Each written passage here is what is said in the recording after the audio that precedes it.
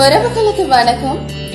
வறுமையின் காரணமாக வாழ்வினை இழந்தோம் என்றில்லாத எங்களுடைய சமுதாயத்தை உருவாக்கி மேம்பட ஒன்றிணைவோம். இந்த கூற்றுக்கு அமைய ஜீவ ஊற்றின் அன்பின் கரம், மக்கள் நல்வாழ்வு மையம் மற்றும் மக்களுக்கு உதவும் மக்கள் மன்றம் ஆகிய நிறுவனங்கள் ஒன்றிணைந்து ஒரே களத்தில் ஒரே கொள்கையுடன் இன்றைய தினம் பணியாற்றினோம்.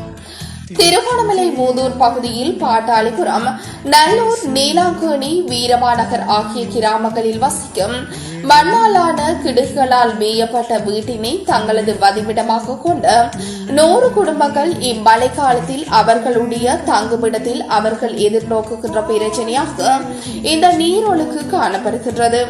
இந்த பிரச்சனைக்கான தற்காலிக தீர்வாகவும் உடனடி தீர்வாகவும் இன்றைய தினம் அவர்களுக்கு படகு வழங்கி வைக்கப்பட்டது. ஜீவ ஊற்றின் அன்பின் கருத்தின் உபதலைவர் எஸ் சீலன் மற்றும் கிழக்கு மாகாண பணியாளர்களும் மக்களுக்கு உதவும் மக்கள் மன்ற பணியாளர்கள் வின்சென்ட் பிரசன்னாவும் இணைந்து இவ்வுதவியினை நேரடியாக வழங்கி வைத்தனர். என் அன்பிற்கினிய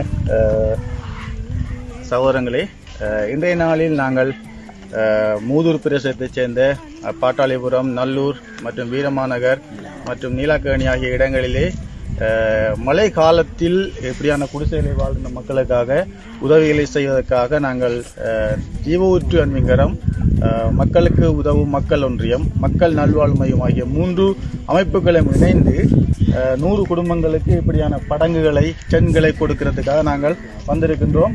எங்கள் மத்தியிலே அதற்குரிய எங்களோட இந்த ஏரியா பிரிவுக்குரிய GS அவர்கள் இருக்கின்றார். அது நேரம் ஒவ்வொரு அமைப்பினுடைய மக்களும் உறுப்பினர்களும் வந்து நிற்கின்றார்கள். இன்றைய நாளில் நாங்கள் இந்த 100 கொடுத்து முடிஞ்ச இந்த ஏழை ஜனங்களுக்கு கொடுப்பதில் நாங்கள் மிகுந்த சந்தோஷம் அடைகின்றோம். இதே போல உங்களுக்கும் உதவக்கூடிய வாஞ்சைகள் இருந்தால் இப்படியான உதவிகளை செய்வதற்கு நீங்கள் எங்களை அணுகலாம். நாங்கள் உங்கள் மூலம் செய்வதற்காக ஆயத்தமாக இருக்கின்றோம்.